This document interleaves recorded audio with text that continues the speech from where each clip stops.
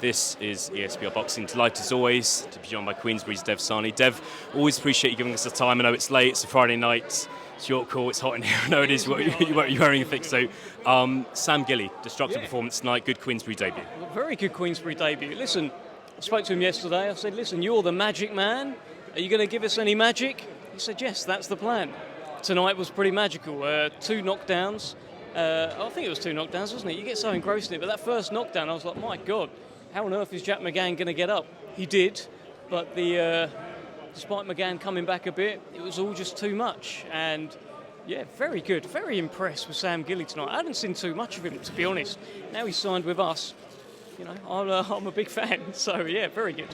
Really exciting. Obviously, we can't hear all the post-fight interviews from where we are, but does it sound like there's a good chance he could fight for the British title next? Yeah, I think that's the plan. Listen, this was supposed to be for the British title.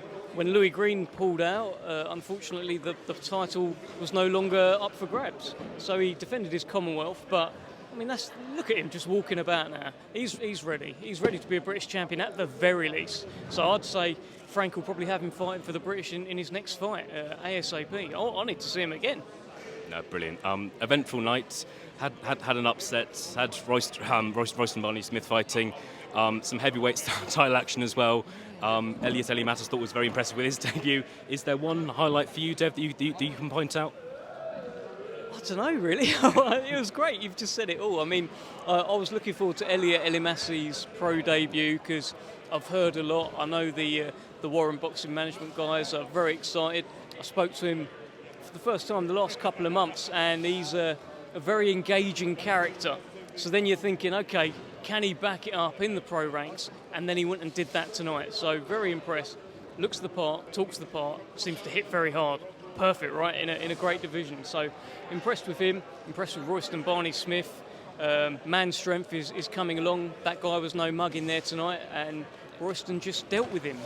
The heavyweights was just a good old-fashioned heavyweight slugfest, really, wasn't it? And look at Nick Webb. My God, 3 years out the ring, he comes back, Southern Area champion.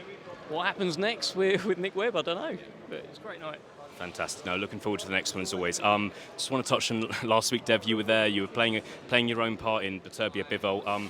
You've been involved in some big fights in terms of what's been a massive 12 months of boxing with the big fights really happening. How up there was last week in terms of kind of the first spell going and having to pinch yourself? What was it like? Yeah, that moment, you know, when everyone leaves the ring and it's just them two and the referee, my heart was just like going. I loved it. I enjoyed the fight as well. I expected Beterbiev to win by knockout, but he didn't. Bivol was brilliant. Beterbiev was also brilliant.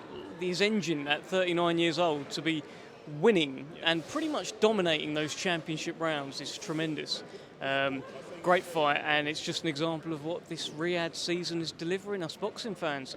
We've never had it so good. Like the Undisputed, we had Fury Usyk just a few months ago. We've got the rematch coming up at the end of this year. We've had AJ versus Daniel Dubois. It's been unbelievable. So yeah, it's great. Final one for me, Dev. There's been, unfortunately, a lot of talk about the scorecards from last week. Obviously, 2 judges gave it to Beterbiev, 1 judge had it a draw.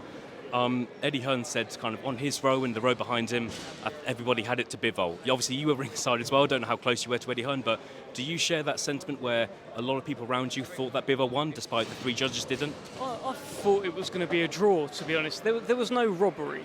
Bivol winning wouldn't have been a robbery. Beterbiev winning is not a robbery. I think the scorecard, that wide one, is probably the point of contention more than anything. That kind of skews the narrative, like, oh my God, I can't believe they had it that wide. But yeah, you don't see Bivol really moaning. Obviously, Eddie's doing his job, but love to see it again. Dev Sahni, thank you very much for your time as always. No worries, mate. Thanks, Dev.